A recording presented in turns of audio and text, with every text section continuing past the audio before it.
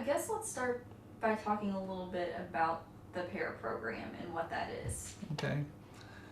PAIR it stands for Psychiatric Assertive Identification and Referral Program. And it was initially started in Indianapolis back in the 1990s. And we started our program here in 1999, which makes us the fourth adult mental health court that was created in the United States, actually. We saw a need back then that we, meaning the judges, the prosecutor, the public defender's office, we all found out that we were kind of end up seeing the same clients. And so these clients have what we call a mental illness, and in order to help their need, we all kind of came together and joined as a team. And so, like I said, we've been doing this since 1999, and people who have run into the legal profession have a misdemeanor charge can qualify for the program. And we've had 636 people on the program since then, with about a 75% success rate. And it's a kind of a program that helps people get out of jail quicker and into treatment. And what's nice about it is that most of our judges have went through as being the city court judge, and they've moved up to superior court judges. So most of them are pretty knowledgeable about mental health. And so it's not unusual for, if they get someone in front of them that they appears to have some issues, you know, they call me and I go check them out at the jail. And we try to get them started on medications maybe while they're at the jail, or get them referred to this program and get them over here for treatment. We have a person pending right now that's in jail that they're just holding until we get a bed opening here so we can get them over here into treatment. They're pretty ill right now. So does that help? Yeah, that makes sense.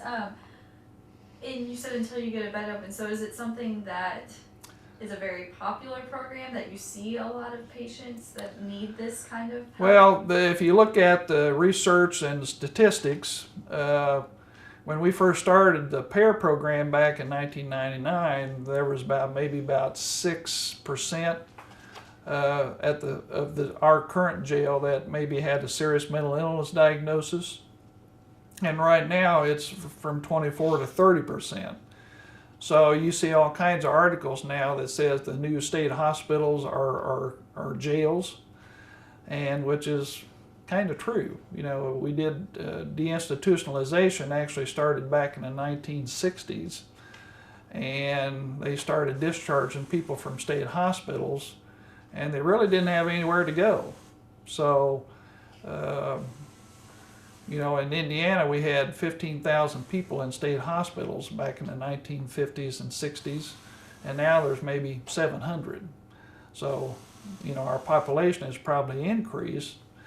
But so most clients we take care of in the communities now. And does that help any? And how is that program funded? Who is it funded through? The PAIR program? It's not funded at all. Okay. We've been able to manage that. Of course, we clients have benefits like Medicaid, Medicare, Social Security, disability, or supplemental security income. If they don't have benefits going, we try to get them on that as soon as we can, and then we as a center can bill Medicaid, you know, for their services. And 2008, we saw this was a fairly popular program among the legal profession and us. We also started a felony program. It's called Adult Mental Health Court, and it's for a person who ends up with a felony charge. And again, the cooperation with the prosecutor's office, the judges, the public defender's office, and of course the jail, we have a felony program, and we've had 201 people on that program so far, with about a 75% success rate on that. And that's kind of a growing area. I think that's kind of what you're researching here. The misdemeanor stuff is kind of going down a little bit, and the felonies are kind of going up. And we created a program, both of these programs are diversion programs. If you follow treatment for misdemeanor charges for a year, at the end of that year, your charges get dismissed, hoping that people, their brain is working better, and they'll end up staying out of the legal system. Like I said, it's about a 75% success rate. With the felony program, it's a little bit different. Those who get arrested on a level 6 felony, which is the OD felony, they have to be in treatment for 2 years. And level 4 and 5, they have to be in treatment for 3 years. And a level 3, they have to be in treatment for 4 years because of the charges a little bit more serious. So we kind of use that as an opportunity to keep people on their medication and hopefully keep them out of trouble. Who makes those guidelines? The prosecutor's office helped develop all that. Do you guys agree with that amount of time? Do you think it needs to be more or less? Well, the old, for example, if you take a B felony, which is a pretty serious charge, so you're looking at multiple years in prison. We take them on an individual basis because we don't let anybody in the program that we think, might harm another person or something like that. Where the team is kind of very careful of who they allow on the program. The prosecutors have the final say in the matter. And so far, since 1999, we haven't made a mistake. So luckily.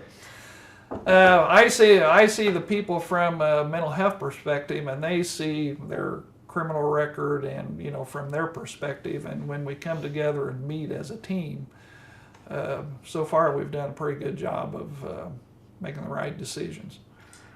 And even especially with no funding and the overcrowding in the jail, I know you all are doing what you can, but I'm sure still some slip through the cracks and are unable to get that help Sure. they need. Do you see that being a problem? Well, so far we've managed. It'd be nice to have Judge Lewis in Division 6 volunteers his time we have adult mental health court every month. There's a court in City Court where Sarah Mulligan is the judge. All those people who are on these programs have to come back in front of the judge every month. In misdemeanor court, that's Sarah Mulligan. And in the superior courts, that's Judge Lewis. He's volunteering his time, once a month to everybody who's on the program. With the adult mental health court, we have approximately 70 people on that program. And in City Court, with the misdemeanor program, we have about 35 on that program. So those people have to come back every month for the length of time that they're supposed to be coming. And the judge wants to know if they're following their treatment or not. Are they taking their medication? Are they keeping their appointments? No substance abuse, no new arrest. But they're rewarded at the end of that time by having their charges dismissed. So you can go from a misdemeanor all the way up to level B or number 3 felony and having your charges dismissed. And talk a little bit about how important that treatment is, that if they're inside of a cell, they're not necessarily going to get. When a person's in jail,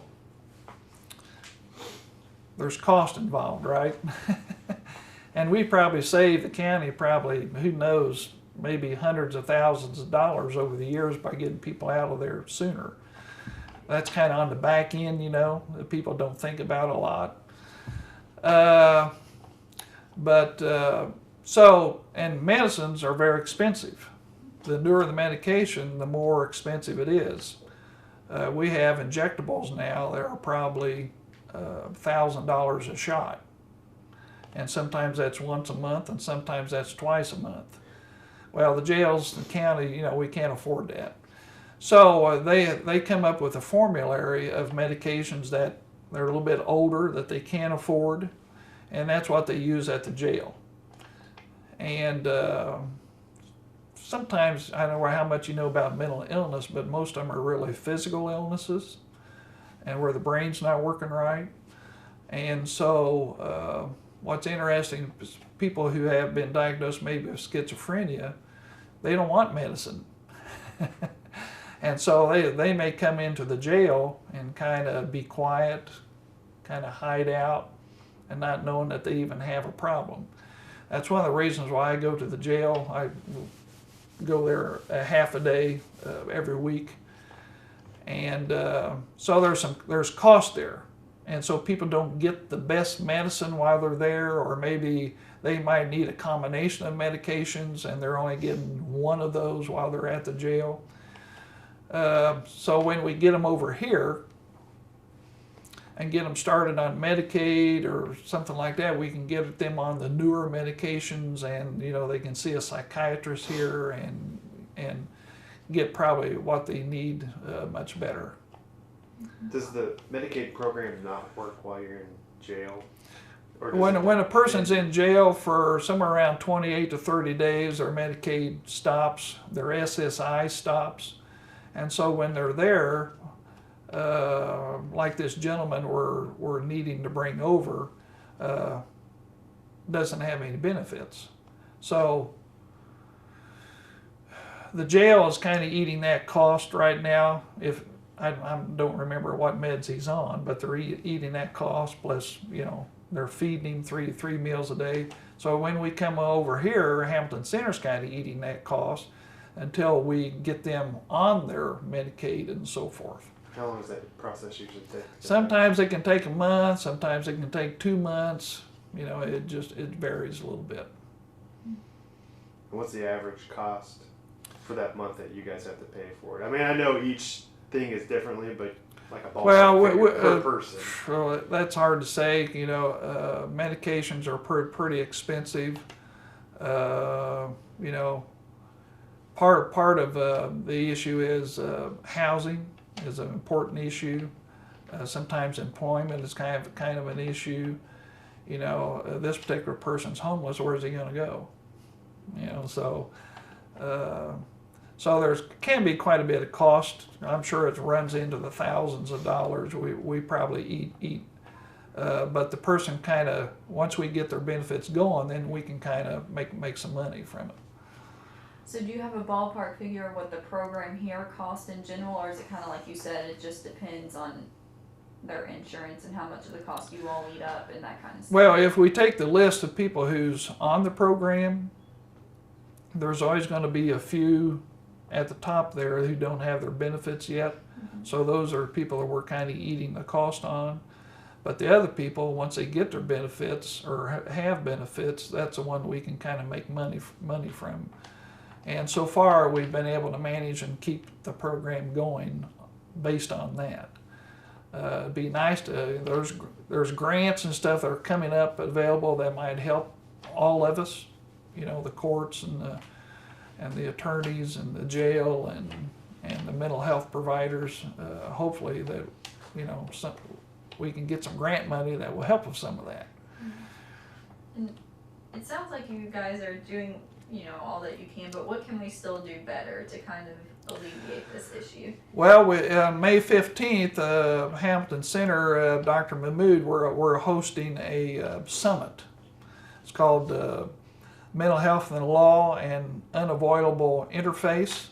We're having it here at the Lambsbaum Center, and we're inviting the judges and the legal profession and various members of the community to kind of come together to brainstorm what can we do differently, what can we do better, thinking outside the box. What we're doing now, do we need to change something or do it a little bit different, or add this staff person, or do this a little bit different that might help.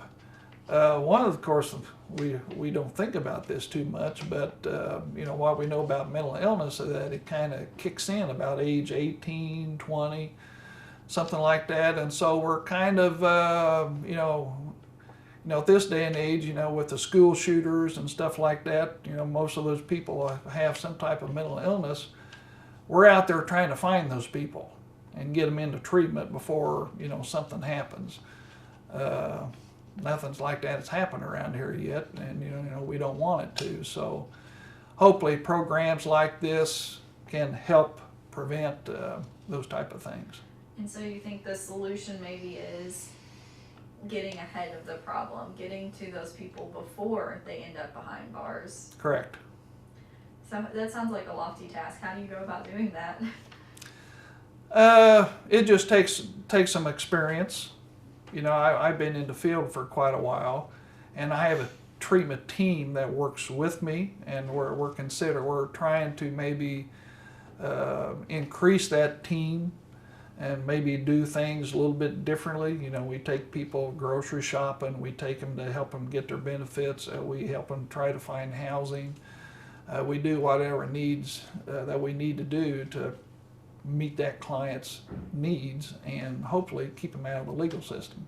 I was gonna say, you sound like you've done this for a while. Can you look at someone's criminal history and kind of get a feel for what's going on in their head, or is it all hearsay? Or? Well, I know mental illness real well, so when I go to the jail, I do an assessment, and I've done that quite a bit. Of course, we know about 40-50% of people have a mental illness problem also have a substance abuse problem. So we try to figure out, are there symptoms due to substance, or is it due to an underlying illness? And that's kind of one of the things that It's like, are they medicating with their own medication? And they correct. Or, yeah. Gotcha. I don't know if you can answer this or not, but what's the main, charge that you guys deal with? What's the, I'm trying to say this. Legal charges? Yeah, what's the one that you guys always deal with a lot? That sees the most maybe mentally ill. What are their charges? Well, in city court, it's mostly trespassing, maybe some battery, criminal conversion, shoplifting, those type of things. In the felony courts, it's kind of a big variety of things. Most of the D felonies are battery, criminal recklessness, those type of things. Again, you got to look at each case individually. One of the early people we had on the program was a person who was assault with a deadly weapon. Sounds bad, doesn't it? But the person was trying to commit suicide by driving her car into the back end of a big truck. So she got charged with that. So she did very well on the program all the time that she was on the program. And they're out working now, staying out of the legal system, doing well. How's your success rate going? It's about 75%. And one of the things that kind of holds it down is the substance abuse, especially the meth problem. The people that gives us the most problems are, and I'm talking about not just me, but our team made up of the prosecutor and public defender's office and the judges. The ones that we find out that give us the most problem are the ones that have been on meth. I don't know if you answered this before. How many clients do you work with on a regular basis? Average. Just me personally? Well, just your team, I guess. Like the program itself. How many? Well, there's two therapists on the team. The two therapists are myself and Sarah McCarthy. Of course, the team can be pretty large. I mean, Dr. Mahmood is our medical director here. We have a team of nurses. The people can come in and get their medication here if we don't think that they're taking their medication properly. They can come in and get it here every day, actually, or sometimes we put people on injections. We also have case managers. David Green has worked with me for almost 20 years doing this. We have direct skill technicians, people who need to go out and learn how to do things, how to pay their bills and so forth. Right now we have two, Adam Baird and Eric Wiegand, who do that. But we're also looking at maybe increasing that. We've kind of got a little bit of a new younger crowd that's a little bit different. They're a little more impulsive. They have a little insight into their illness. They don't think anything's wrong with them. So why is this guy trying to want me to take medication? Substance abusers, in and out of jail quite a bit, homeless, kind of wandering the streets. That crowd seems to be increasing. We have a state hospital system, and I also kind of do that. Some of these people are end up in the state hospital, but those beds are pretty short. They keep decreasing the state hospital number of beds across the state, and so it's kind of a little more difficult to get people in the state hospital, so which means more people are here in the community. And we're trying to stay on top of this and the best we can, and that's kind of why we're having this summit coming up. You know, do we need to do things differently? How can we improve? Do we need some dollars to help with this, etc.